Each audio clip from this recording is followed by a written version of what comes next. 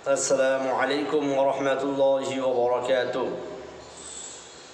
نحمده ونصلي على رسوله الكريم، أما بعد، فأعوذ بالله من الشيطان الرجيم. بسم الله الرحمن الرحيم. وأطيعوا الله وأطيعوا الرسول. আল্লাহ রাব্বুল আলামিন পবিত্র কালামুল্লাহ শরীফের মধ্যে বললেন, ওয়াতিউল্লাহ ওয়া আতিউর রাসূল, তোমরা আমার রসুলকে আতাওয়াত করো, তোমরা আমার রসুলের ইত্তেবা করো। রাসূলুল্লাহ সাল্লাল্লাহু আলাইহি ওয়াসাল্লাম পৃথিবীর মধ্যে শুধু নামাজকে শিক্ষা দিতে আসেনি, শুধু রোজাকে শিক্ষা দিতে আসেনি। রাসূলুল্লাহ সাল্লাল্লাহু আলাইহি ওয়াসাল্লাম পৃথিবীর মধ্যে একজন মানুষ, আদর্শবান মানুষ হয়ে যাবে। রাসূলুল্লাহ সাল্লাল্লাহু আলাইহি ওয়াসাল্লাম সেই শিক্ষা দিয়ে গেছেন। আবার নবী, দয়ার নবী জনাবে মুহাম্মদুর রাসূলুল্লাহ সাল্লাল্লাহু আলাইহি ওয়াসাল্লামের আদর্শ দেখে মানুষ পাগল হয়ে গেছে।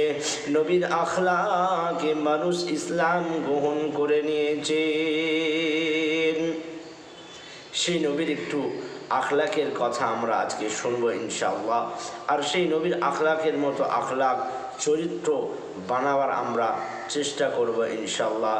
দয়ার নবী জনাবে মুহাম্মদুর রাসূলুল্লাহ সাল্লাল্লাহু আলাইহি ওয়াসাল্লাম একবার এক মেহমান দয়ার নবী সাল্লাল্লাহু আলাইহি সাল্লামের কাছে আসলেন। সেই মেহমানটা ছিল এক বেদিন মুশরিক। সে নবীকে কতল করার জন্য এসেছিল, তরোয়ালি খানা ছুপিয়ে নিয়ে এসেছিল। বিশ্বনবী সাল্লাল্লাহু আলাইহি ওয়াসাল্লাম বললেন, ও আমার সাহাবারা, কে এই মেহমানকে নিয়ে যাবে? বলো বলো। কোন সাহাবা সেই মেহমানকে নিয়ে গেল না। বিশ্বনবী সাল্লাল্লাহু আলাইহি ওয়াসাল্লাম সেই মেহমানকে নিয়ে বাড়িতে গেলেন। বাড়িতে গিয়ে বিশ্বনবী সাল্লাল্লাহু আলাইহি ওয়াসাল্লাম সেই মেহমানকে ভরপুর খাবার খাওয়ালো। খাওয়ানোর পরে বিশ্বনবী সাল্লাল্লাহু আলাইহি ওয়াসাল্লাম নিজ হাতে সেই মেহমানের পৃষ্ঠা পেতে দিল, সেই মেহমানকে শুতে দিল। বিশ্বনবী সাল্লাল্লাহু আলাইহি ওয়াসাল্লাম চলে গেলেন। সেই মেহমান রাতের অন্ধকারে বিছানার উপরে পায়খানা প্রস্রাব করে সকাল সকাল উঠে বিছানা ছেড়ে চলে গেছে। হুজুর সাল্লাল্লাহু আলাইহি ওয়াসাল্লামের বাড়ি থেকে চলে গেছে। বিশ্বনবী জনাবে মুহাম্মদুর রাসূলুল্লাহ, মায়ার নবী, দয়ার নবী যখন সেই মেহমানের রুমে গেলেন, দেখলেন সেই মেহমান প্রস্রাব পায়খানা করে সেখান থেকে চলে গেছে। বিশ্বনবী সাল্লাল্লাহু আলাইহি ওয়াসাল্লাম বড় দুঃখিত হয়ে গেলেন, বড় দুঃখ পেলেন। বিশ্বনবী সাল্লাল্লাহু আলাইহি ওয়াসাল্লাম মনে মনে করছেন, আমি হয়তো এই মেহমানের ঠিকভাবে খেয়াল রাখতে পারিনি, খোঁজও রাখতে পারিনি। কেননা রাতের দোকানে এই মেহমানের হয়তো পানির দরকার ছিল, আমি তাকে পানি দিয়ে যেতে পারিনি।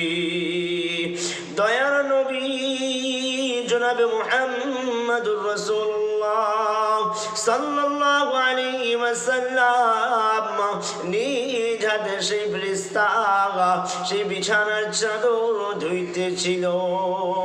এমন সময় সেই বেদিন যে তরবারি খানা চুপিয়ে নিয়ে এসেছিল বিশ্বনবীকে সাল্লাল্লাহু আলাইহি ওয়াসাল্লামকে হত্যা করার জন্য, সেই তরবারি খানা বালিশের নিচে রেখেছিল। সেই তরবারি নিয়ে যেতে ভুলে গিয়েছিল। বিশ্বনবী সাল্লাল্লাহু আলাইহি ওয়াসাল্লাম যখন বিছানার চাদর ধুচ্ছিলেন, তখন সেই বেদিন মুশরিক মানুষটি তখন এসে দেখলেন।